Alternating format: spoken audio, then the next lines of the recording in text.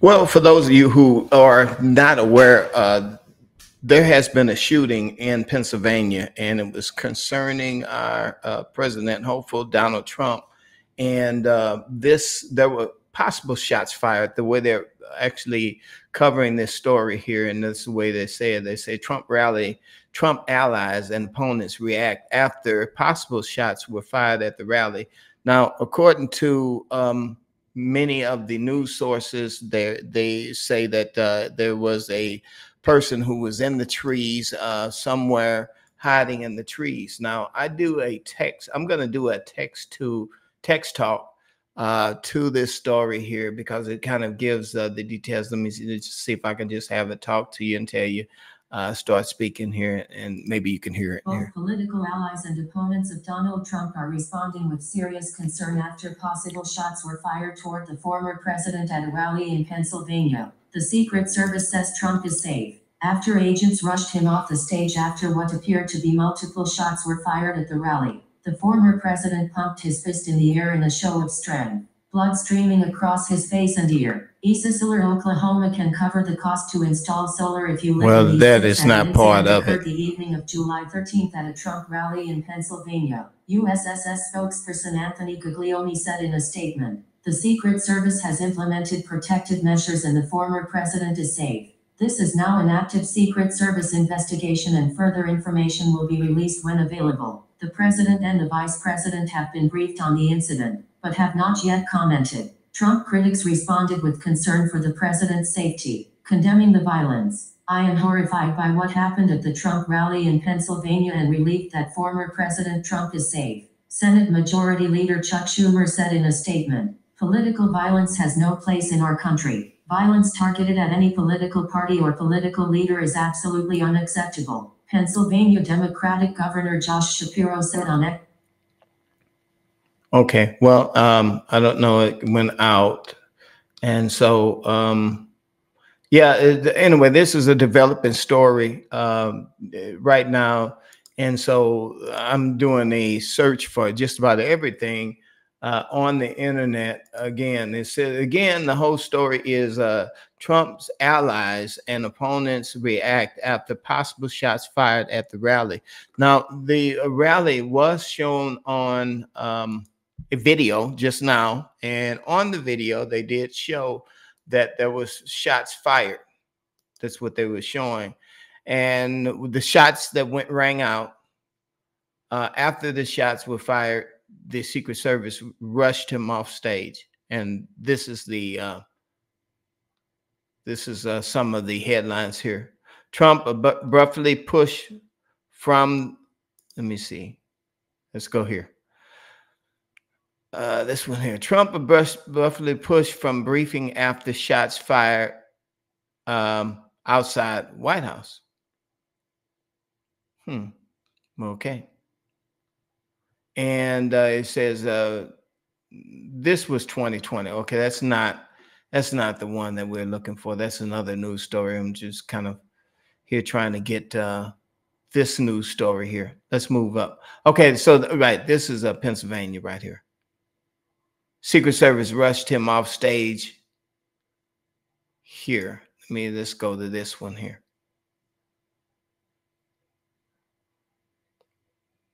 There it is there.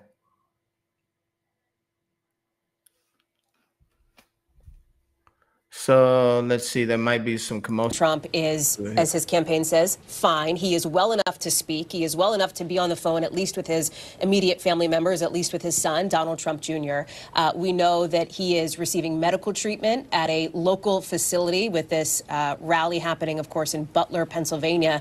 And we know that there has been a slew of reaction, as Kristen, as you, as others have talked about from both sides of the aisle here, strongly condemning political violence after this very difficult day in American politics. Lester, we'll keep you updated as we get more.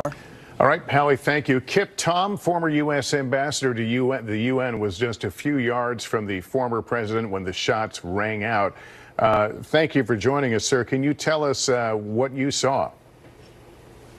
Well, I was just with the president a few moments earlier before he came on stage, and everything seemed like a normal day. But when he walked down that red carpet and walked up to the podium, and after he spoke for about 10 minutes, I was sitting in the front row at the end of the runway, but all of a sudden these shots broke out. And I think there was people that actually thought it was possibly fireworks, but I seen the gun smoke, and obviously there was a person about 15 foot behind me that was hit. I think severely wounded at the least. But nonetheless, the crowd stayed pretty calm for the most part. And but you know, it sounded like there was 6, 7 shots to start with, and then it seemed like there was a little pause, and then we heard a different caliber gun fired, which I assume is probably the Secret Service. But then I thought I heard another couple of rounds come off, but it felt like it was behind me. But it could have been the echo. Did you hear did President Trump say anything? No, he was just giving the typical rally speech that he typically does everywhere, you know, and trying to encourage voters to get out and vote, and talking about his plan for America. But as the shots rang out, did he cry out? Did someone tell him to get down, or was that instinctive? Yeah, we heard that. We heard everybody say, get down, but I think he was already going down.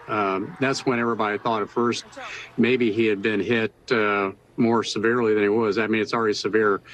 And let's face it, it hit his ear. It could have been a little bit closer. It could have been disastrous. But when he went down to the ground, then he got up, he put his fist up in the air, or his hand up in the air, so we knew he was okay. There are presumably, at least it appears to be, a lot of people in that crowd. By now you have heard that one spectator was killed and others critically wounded. Has it settled in of how close a brush everybody in that arena or setting came tonight? Yeah, you know, there was a lot. It was interesting listening to the people as they departed the scene, and you know what was going through my mind, and of course being a little older than many of those that were there, but I was recalling the Kennedy assassinations and some of the other attempts that were made during my lifetime, and I was recalling those and thinking about those, and then moving forward to where we're at today, and we still have a problem with this. So it's shocking, but most people are pretty upset. There's no question about it. Understandably. Ambassador, thank you so much for taking the time being with us. We're glad you and yours are safe after this tonight. Retired ATF Special Agent Jim Kavanaugh is with me. By now, as you know, we've been reporting that the shooter in this case is deceased, presumably shot by law enforcement.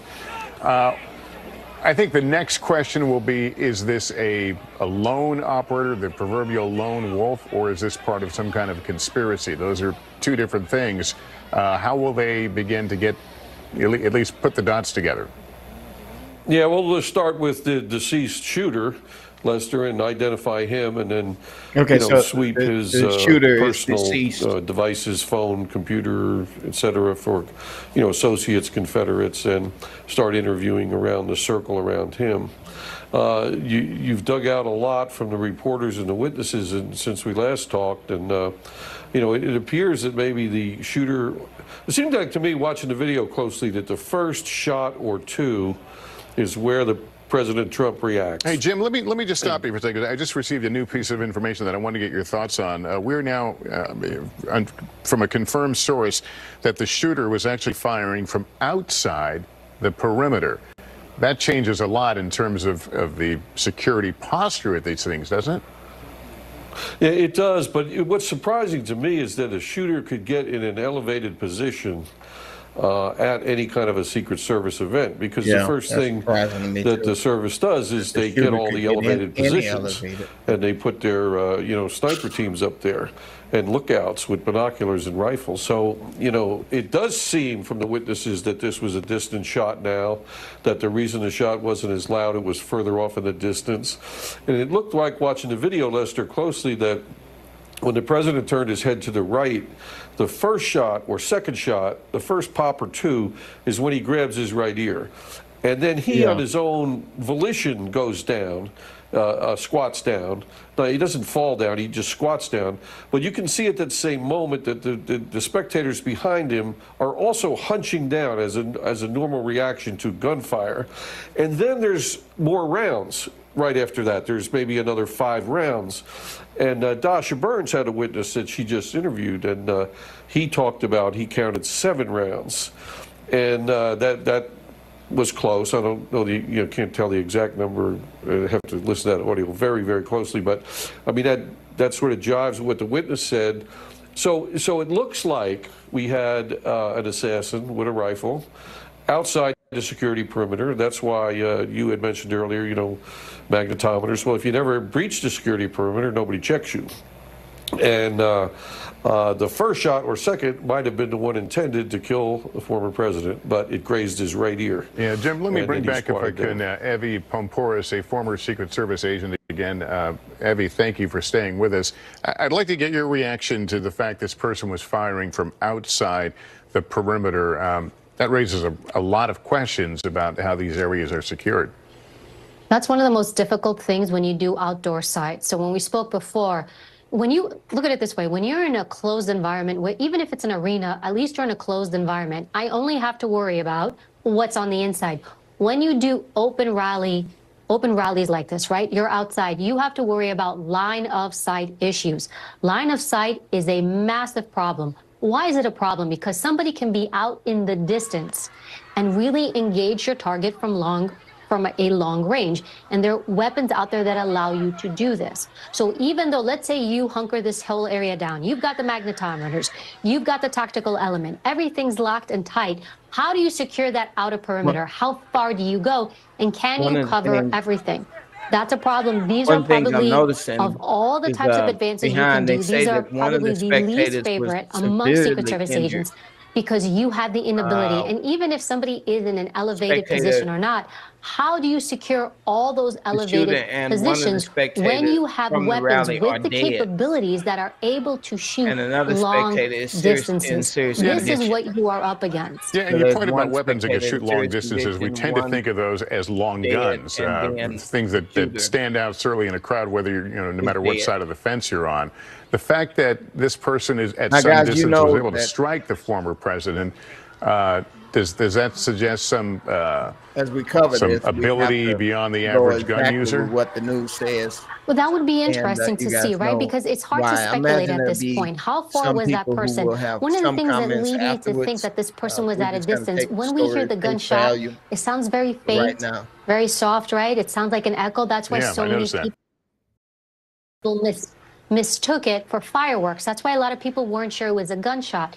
So when you hear the shot like that, it does lead us to believe that it was at a distance. And that's why there's the confusion. I do want to say this, which is really interesting as I watch this. When you do security for these events, one of the greatest concerns are the people inside and stampede issues. And what I have to acknowledge is all these steady and fast, we don't see people really losing it. We don't see people stampeding out, because it's not just the danger of the attacker of what's going to happen. The danger a lot of times can come from within.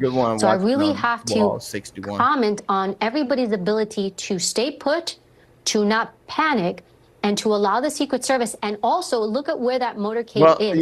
That vehicle where they exit him out, there's people all around, and you see everybody hold their position and allow the security team to evacuate. Yeah, Evie, thank you for that. I should note that several years ago, working on a story for the Today Show, I went to the Secret Service training facility outside of Washington, and they put me through a simulation in which I was the protectee, waving to a crowd when shots ring out, and the swiftness of these agents moving around me, getting me in the car and driving off was stunning, even though I knew it was going to come. So the training is obviously something they do. They prepare for these kind of moments. I'm sure there'll be a lot of soul searching about what happened in this case, but impressive group of folks who put their lives on the line for these protectees on a daily basis. Evie, we'll get back to you in a few moments. I want to go back to NBC's Dasha Burns. She's outside that Trump rally. She was there when the shots rang rang out. We're obviously I grateful imagine they to you practiced and and rehearsed the rest this of our over team and to over and find the over other again, journalists, but we do because recognize they never know when something 2 spectators like were this would hurt, one actually killed, happen. So another in dress critical rehearsal, condition. and then Dasha, you've had some rehearsal, pretty heart-wrenching interviews today. People and then saw they go. a A lot lot of of things you preparation can't goes unsee. into this preparation. Yeah, Lester, that's absolutely right. People who came to a Trump rally, some of them for the first time, looking forward to seeing the former president. There was music playing, people selling merchandise, people eating food, people reuniting with friends here, not expecting anything like this. Let me just set the scene for you right now. Yeah, We are in the I didn't parking lot expect outside of anything the like venue. this, neither. Sirkin, our cameraman, is going to show you. People are kind of in a traffic jam right now. This was a one-way in, one-way out kind of road situation. This is Butler County. It's a pretty rural county. Not a lot of big highways, not a lot of big roads. So people have been, I mean, this is now hours later, and many people still waiting to get out and still waiting and processing everything that they've experienced. I want to introduce you to Tracy, who is stuck in this traffic jam right now. Tracy and Tyler, they're high school friends. They were right there. And Tracy, we've been hearing some of these stories. Can you just walk us through what you saw? Absolutely. President Trump was up there, you know, and then within 5 minutes, we're hearing pop, pop, pop, pop, pop. And then everybody's on the ground. Everybody's on the floor. And it was just like, what? And we were on the ground level. We were 4 rows back from the stage. And, are you coming? We'll just follow along with you. They're moving in the car here, so we'll just from the stage, and the people in the bleachers behind us, somebody got popped. Somebody got killed. Somebody died. Somebody got shot. Like this close to where we were. Those bullets, I pray to God for these people's families. Oh my God. But the how is this happening in our country today? And why? Why is it happening? Why? And Tracy, you were telling me earlier, you know, you and Tyler, you know this county, you know this area. Did you ever think something like this would happen here? Never. Absolutely never. You know, this shows you how much hate and hostility is in our world today. That this is not a good thing. We need to all come together as a human race, you know. We need to help each other out. Can you describe this area, this county, this place that you and Tyler grew up? Tyler? Rural. Rural. You know, cows, chickens. This is farmland. This is farmland here. Butler, that's the county seat, but most of the county's private farmland. So it's people are pretty easygoing. And Tracy, we talked about, you know, often Trump rallies, people are coming to celebrate, to see the former president. They're coming in with a pretty excited attitude. Can you walk me through what you came in with and what you're coming out with? I came in with hope and excitement. If you have you ever been to a Trump rally? Oh, we cover them all the time. Well, how does it make you feel? How does it make you feel? How are you feeling? It makes me feel absolutely great and wonderful. You know, in my heart, it's amazing. I feel that this man really wants to help our country because I really feel that. Is this NBC? I honest to God, I do, because this country for so long seems to be going down a path. I'm sorry, this buffering that it really shouldn't be doing. So, I mean, you came in to hear the former president speak, someone you're a fan of, and what is your state of mind now? He's able to be a fan. I didn't know that. NBC. Not good. There's too much hate. This is too much. We can't do this as a country. We can't do this. We need to come together as a country, and God willing, we will. I don't know if you're allowed to put that stuff on, but listen, man, my kid is a 4th-year seminarian, and he prays for this country every day. My child. My kid. Thank you so much. I'm so glad you and Tyler are safe. Drive safe. We hope you get home soon. Thank you. I appreciate you. Thanks, guys. Lester, they've got a ways to go still. There's a lot of cars piling up. Here, there are a few different places that people are trying to exit at this point. A bit of a free-for-all, but people have been kind and generous to one another. People letting cars in that are trying to come in. And again, everything is closed. Just reeling from what they witnessed. Some people very much firsthand, very much.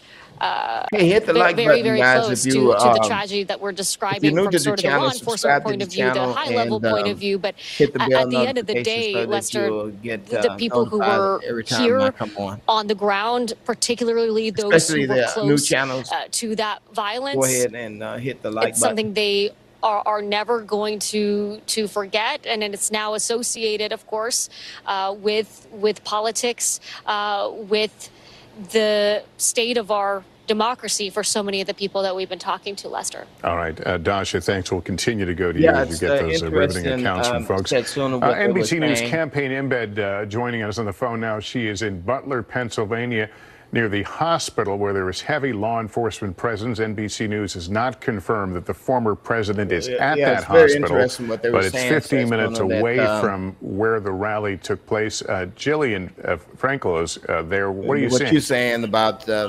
Lester, that's right. I'm across the street from Butler Memorial Hospital, and as you mentioned, we do not yet have confirmation. But it was interesting that the woman said that she gets a wonderful feeling when she's at a Trump rally. I don't know if they ever said that on NBC at all. Media was across the street. I've never heard that on NBC when the hospital is set up on a hillside, and there's law enforcement at the top of the hill looking down.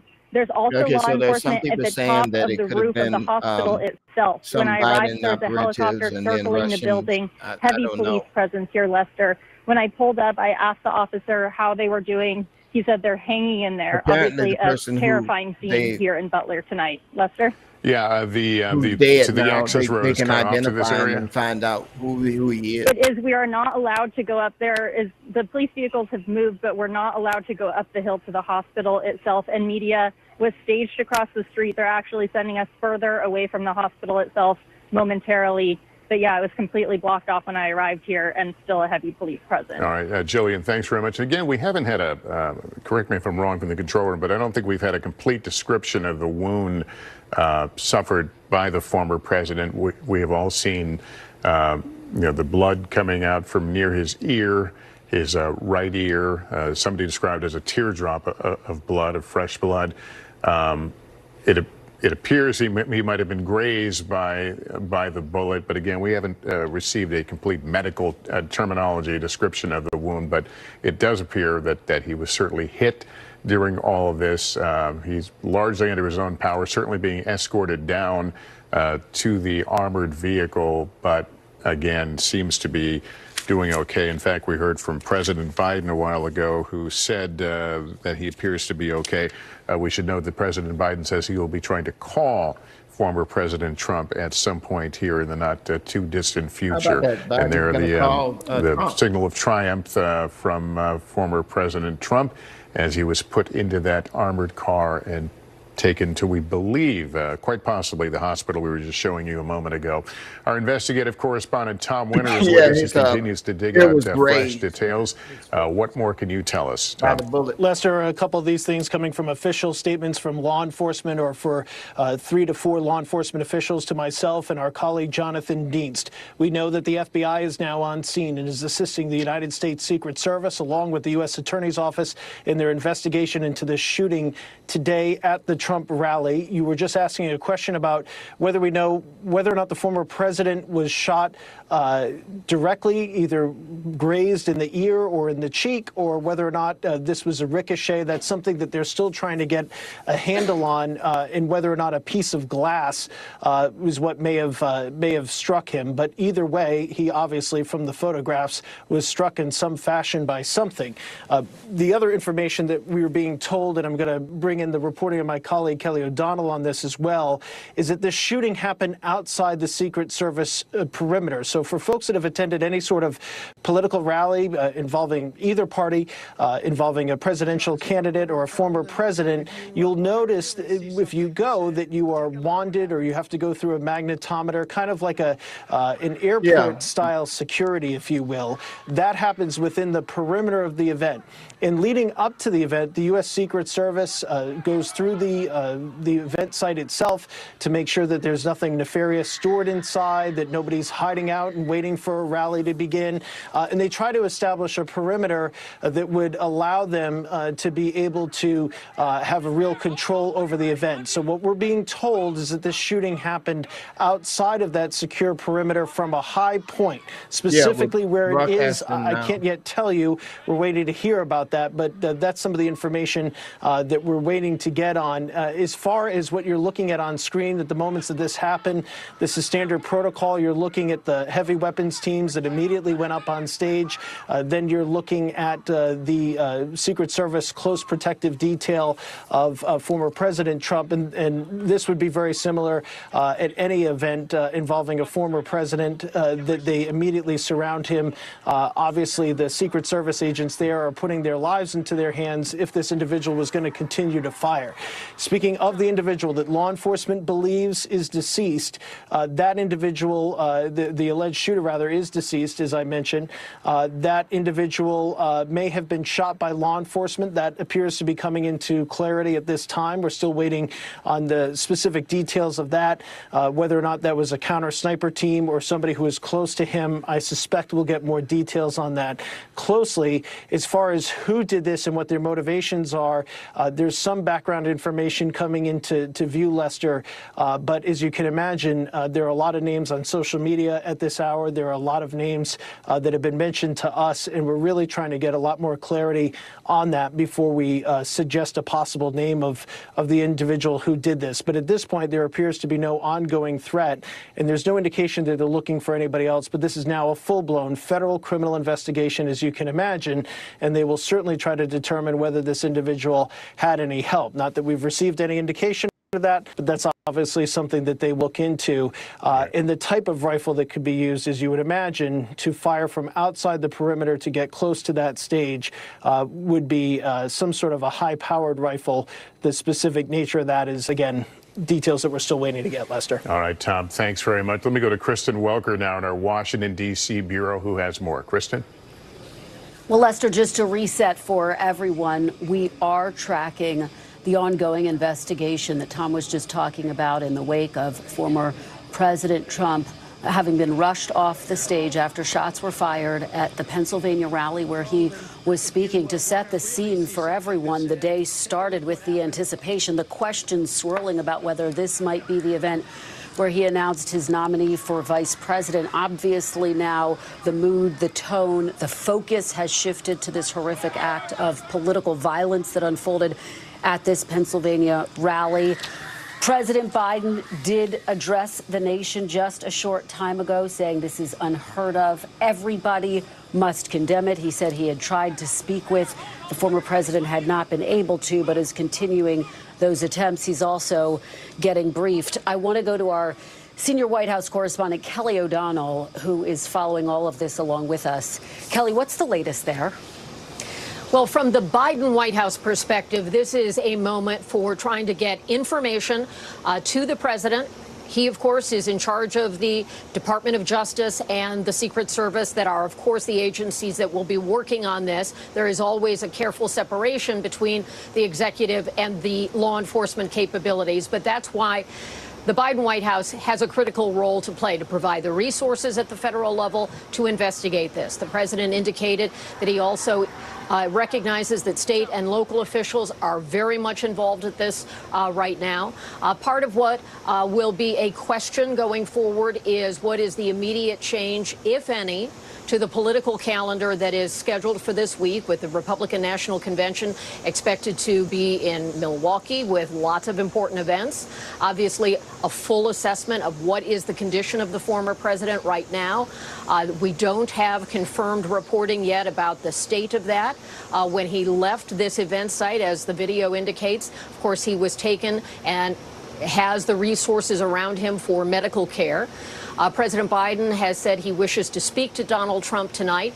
That can happen whenever the two are able to connect. That is not necessarily a vital piece in terms of next steps, but it is the kind of gesture and important connection that actually does send a message right now that this is not about the politics of the moment and that there are bigger issues here, with the current president and several former presidents talking about no room for political violence. We're hearing that from many elected officials on Capitol Hill as well.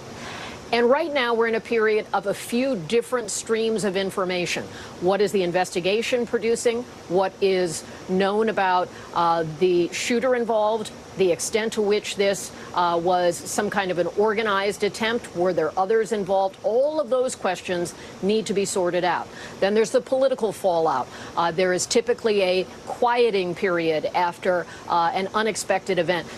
Normally in campaigns, that would be something far less graphic than this. It might be the death of a loved one in a campaign. It might be a car accident. We've seen all those iterations before, and there's typically a quieting period where both campaigns turn down the volume. Everyone catches their breath before the rigor of a campaign resumes again. So this is a critical evening to gather facts, to get a sense of the scope of this, for direct communication between President Biden as a person and former President Donald Trump as a person, and not so much as candidates or in their office and former office.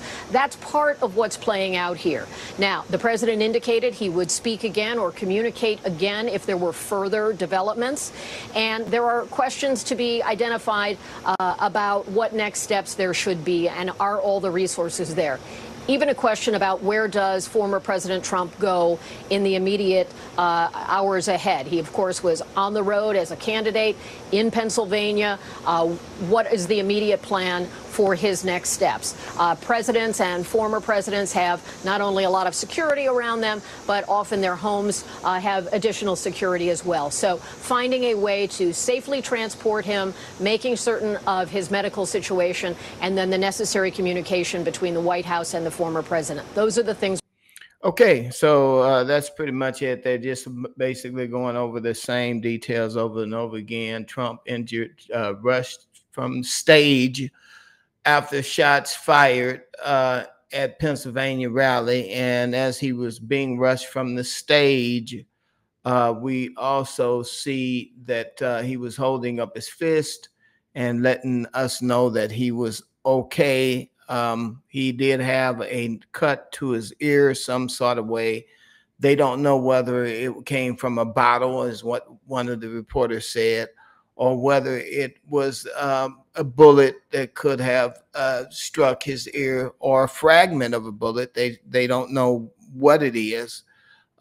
So they said that they couldn't get to the president at the hospital because he's surrounded by Secret Service, and it's just too much for them to be able to get in to get the information.